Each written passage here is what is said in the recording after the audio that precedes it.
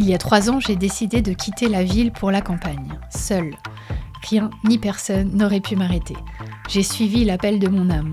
J'ai troqué ma vie de sorties, de soirées, de bruit, de mouvements pour la nature, le silence, l'espace. Après quelques années à mon compte en tant que photographe à travailler comme une acharnée, je ressentais fort le besoin de ralentir le rythme. Spoiler, si j'avais su ce que je m'apprêtais à vivre, je n'y serais sans doute jamais allée. Et pourtant, c'est à ce jour la plus enrichissante expérience spirituelle de ma vie. Certains partent faire le tour du monde, d'autres s'achètent un van. Moi, j'ai tenté l'expérience de la grande solitude dans l'immobilité. Dans cette vidéo, je vais vous partager les principaux enseignements de cette expérience. Je m'appelle Candice et cette chaîne à la base est créée pour partager des interviews de podcast.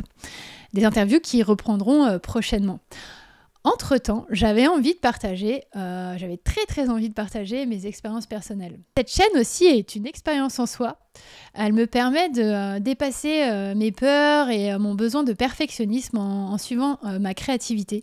Et c'est vraiment une super belle leçon que de se rendre compte qu'il faut faire les choses pour les préciser au fur et à mesure et se permettre de suivre en toute liberté. D'ailleurs, on est sur la chaîne pour ça, Liberté Chérie, en toute liberté, sa créativité. Donc ça fait 3 ans que je suis dans cette maison. Et il y a 3 ans, en fait, j'étais sur Paris, je travaillais beaucoup. Et j'ai senti que j'avais un appel très très fort de la nature. Je me voyais, j'avais besoin de poser mes pieds sur l'herbe, tout ça. Je me rendais compte que dans mon appartement, j'étais dans une case, en fait, dans une boîte, et que j'avais même pas accès à la nature, en fait. Enfin, j'avais accès, mais pas directement. Et ça me manquait beaucoup. Et j'ai pas vraiment... j'ai suivi l'appel de mon âme, c'est-à-dire que l'appel de mon cœur. C'est-à-dire que je me suis pas... j'ai pas écouté mes peurs, voilà. J'ai pas écouté mes peurs parce qu'il y en avait beaucoup qui étaient présentes, mais l'envie et la joie dépassaient. Et c'est souvent comme ça pour moi que ça se passe, en tout cas dans le processus, c'est que j'ai une envie très forte et toutes les peurs, en fait, je les gère après au fur et à mesure. Et donc, je suis arrivée dans cette maison parce que j'avais, je pense aussi, énormément besoin de me poser, en fait. De me poser dans ma vie et de réfléchir à la suite. Proche de la quarantaine, peut-être, je ne sais pas, peut-être que ça joue. Mais en tout cas, j'étais dans un tourbillon infernal où j'avais plus le temps, en fait, je ne prenais plus le temps pour moi. Et alors, du coup, je suis arrivée là. J'ai également ralenti mon activité. Et j'ai fait l'expérience de mon yin. Alors voilà, je ne sais pas si tous ceux qui m'écouteront ont ces notions du yin et du yang, mais le yang, c'est quelque chose qui me dominait dans la vie. Je faisais, mais je ne connaissais pas le yin. Le yin, c'est tout simplement être dans l'être, se connecter à ses intuitions, à sa créativité davantage, au monde subtil. Voilà, ça implique beaucoup de choses. Et donc, j'ai fait l'expérience de ce yin. Et je suis tombée complètement, d'ailleurs, dans mon yin. Et là, je suis en train de rebalancer un peu le faire et l'être pour arriver à mettre dans la matière toutes mes envies, mes projets, mes rêves.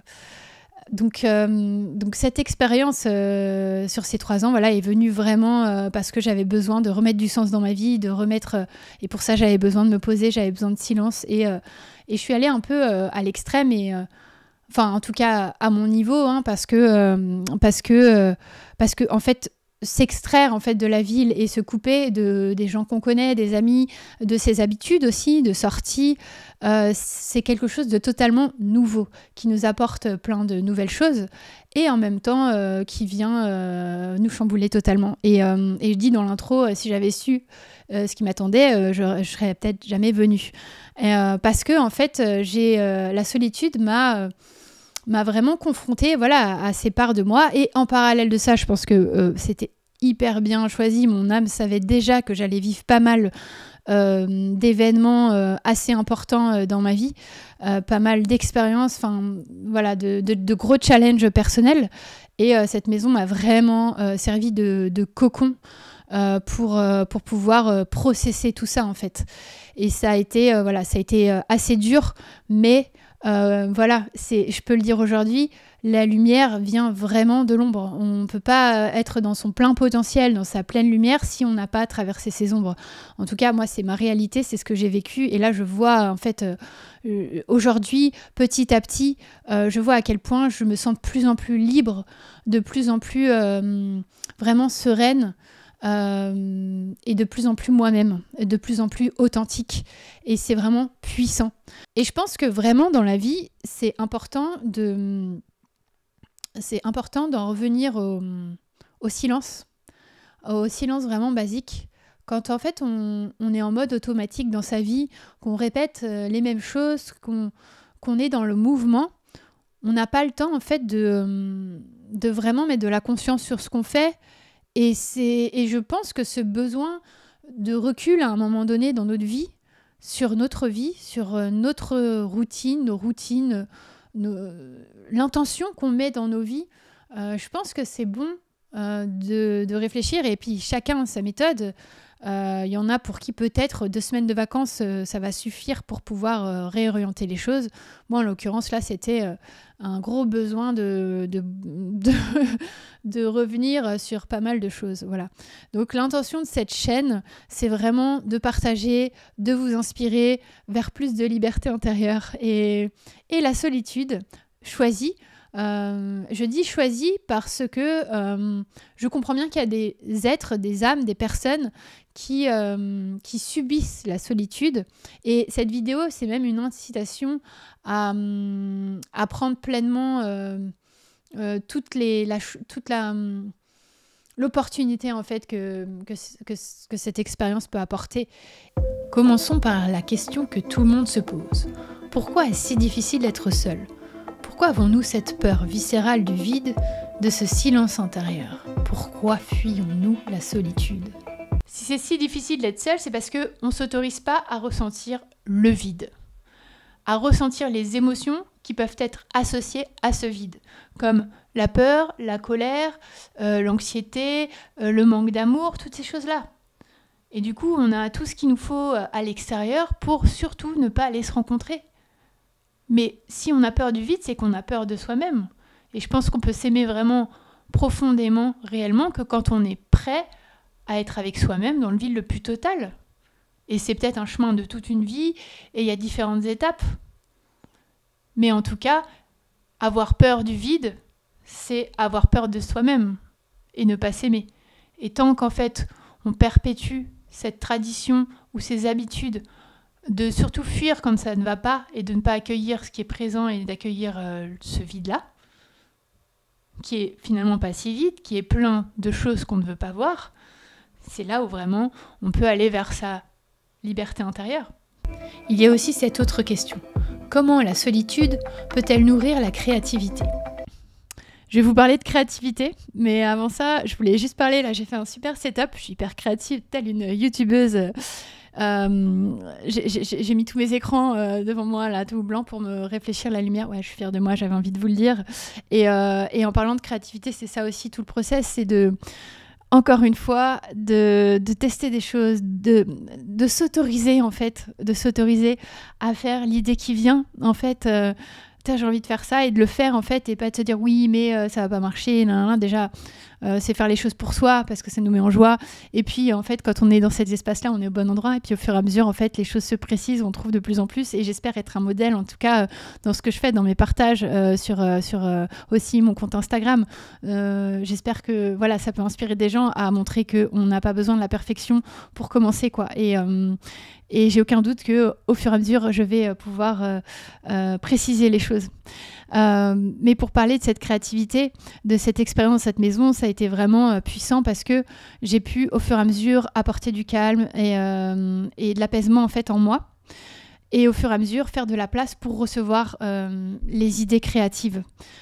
Et bien souvent, du coup, quand on est en mouvement, qu'on fait tout le temps, déjà, on n'a pas la place pour recevoir et on n'a pas la place non plus pour passer à l'action parce qu'on est dans une vie de routine, parce que voilà.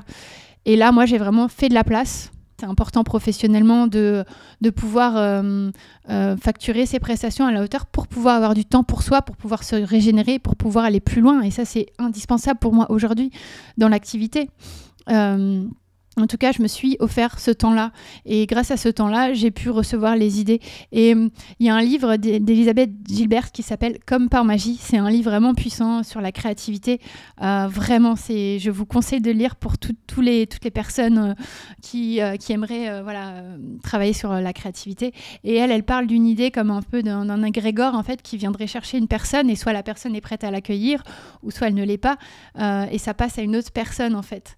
Et donc, toute cette solitude et ce silence, en fait, on va plus parler du silence, c'est vraiment de pouvoir accueillir. Et pour moi, ma croyance vraiment profonde, c'est qu'un artiste n'est rien d'autre qu'un canal, en fait, qui reçoit les idées de quelque chose de plus grand et qui les met dans la matière. Donc c'est déjà petit 1 de recevoir, de faire de la place pour recevoir les choses, et petit 2 de mettre son ego de côté pour être au service de cette idée. L'ego qui va nous dire oui mais c'est pas assez parfait, oui mais c'est nul, c'est ceci, c'est cela. Non, mettre tous les jugements de côté et y aller, en fait, et faire les choses, et faire et essayer, et se planter, et se rediriger, etc. Donc la créativité, vraiment, c'est puissant, en fait, dans cet espace de silence. Voilà. Moi, j'ai eu plein de projets qui sont arrivés parce que je les ai reçus en quelque sorte, en fait. Je les ai reçus, des idées que j'ai commencé à mettre dans la matière. Et donc, toutes les idées, en fait, on peut tous être créatifs à partir du moment où on fait de la place pour recevoir les idées.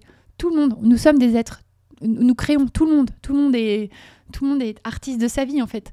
Nous créons, et c'est juste de faire de la place pour accueillir ces idées, et surtout de ne pas les juger, et d'aller les mettre dans la matière, d'aller faire, voilà.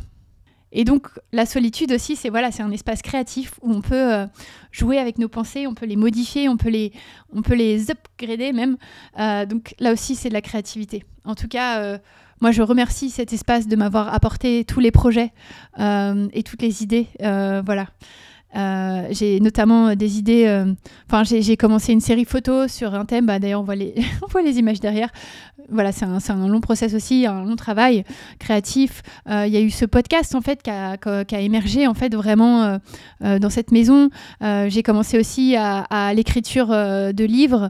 Voilà, toutes ces choses. Et donc maintenant, je suis dans la partie après de mettre dans la matière les choses et de les faire, de les proposer, et de les faire émerger sur le monde physique et matériel. Qui sommes-nous réellement lorsque personne ne nous regarde ? Dans la société, on se définit souvent par nos interactions avec les autres, par ce que l'on reflète. Mais dans la solitude, toutes ces façades tombent. On est alors confronté à sa véritable essence. Quand on n'a plus besoin de revêtir un masque pour les autres et que nous sommes seuls chez nous, qui sommes-nous ? Est-ce que nous sommes encore capables de sourire ? Peut-être que la solitude permet d'aller investiguer sur soi, d'aller voir et accepter son véritable visage, voir ce qui est et ce que nous pouvons faire évoluer en nous pour être une meilleure personne avec soi-même puis avec les autres. Là, c'est une vraie question que je vous pose. Qui es-tu, toi, là, qui me regarde, quand tu es chez toi, tout seul, que personne ne te voit ? Qui es-tu ? Et en fait, moi, j'ai pu, pendant ce temps-là, vraiment voir qui j'étais. Alors, j'ai jamais eu peur avec la solitude parce que j'ai eu des longues périodes de célibat et j'ai toujours été finalement assez joyeuse. Mais en fait, là, j'ai creusé vraiment encore plus profond mon être, en fait, ici. C'était quand même une expérience différente de juste des périodes de célibat où on se retrouve seul dans son appart et où justement on va regarder des séries, on va sortir, etc. Là, c'est une autre expérience. Mais en tout cas, c'est une question, je trouve, pertinente à se poser, savoir, qui es-tu tout seul chez toi ? Et vraiment, c'est une opportunité pour aller se connaître davantage. Le silence permet de se connaître davantage. Et j'ai d'ailleurs réalisé finalement aussi que dans cette solitude, il y avait une part blessée aussi en moi par rapport à la blessure de rejet. Qui est décrit dans les 5 blessures de Lise Bourbeau, un livre vraiment formateur, enfin une base du développement personnel sur les 5 blessures de l'âme que je vous reconseille de Lise Bourbeau.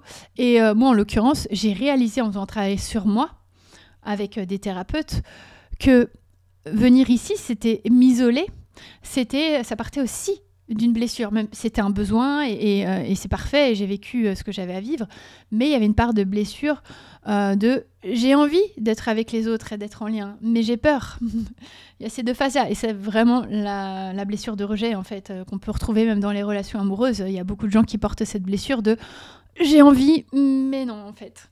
Et moi j'ai découvert vraiment que dans cet acte de m'isoler, il y avait aussi ça. Voilà.